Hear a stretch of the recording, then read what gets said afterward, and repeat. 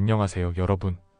오늘은 물리학의 경계를 넘어 우리 우주의 본질을 탐구하는 가장 혁신적인 이론 중 하나인 촉근 이론에 대해 이야기해 보겠습니다.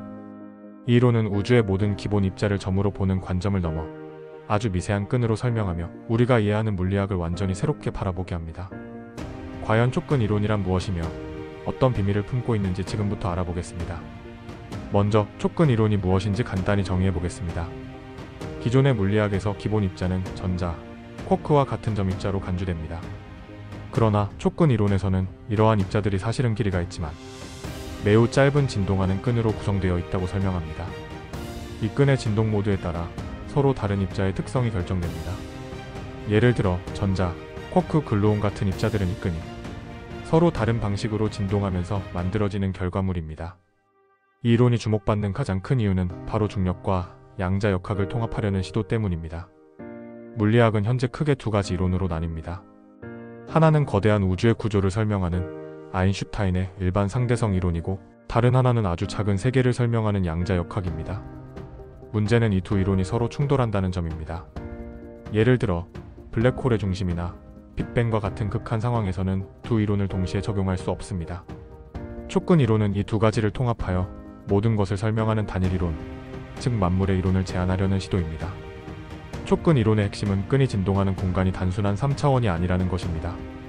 우리가 일상적으로 경험하는 3차원 공간과 시간이라는 4차원 시공간을 넘어 촉근 이론은 10차원 이상의 차원을 요구합니다. 이 차원들은 우리가 직접 관찰할 수 없는 미세한 수준에서 말려있거나 접혀있다고 설명됩니다. 이를 칼라비야우 다양체라고 부릅니다. 이 숨겨진 차원들은 끈의 진동 특성에 영향을 미치며 우주의 물리법칙을 결정짓는 데 중요한 역할을 합니다. 그렇다면 촉근 이론이 가지는 과학적 의의는 무엇일까요? 먼저 촉근 이론은 중력을 자연스럽게 포함하는 유일한 이론입니다.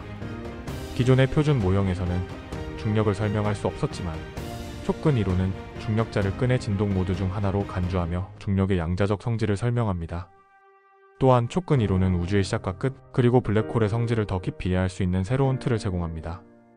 특히 블랙홀의 정보 역설과 같은 문제를 해결하는 데 촉근 이론이 중요한 역할을 할 수 있습니다. 하지만 촉근 이론이 완벽한 것은 아닙니다. 가장 큰 문제는 이론을 실험적으로 검증할 수 있는 방법이 아직 없다는 점입니다. 촉근 이론은 플랑크 길이라는 극도로 작은 규모에서 작용하므로 이를 직접 관찰하거나 실험으로 검증하기 어렵습니다. 따라서 촉근 이론은 수학적으로는 아름답고 논리적으로도 정합성이 높지만 실증적 증거가 부족하다는 한계를 가지고 있습니다.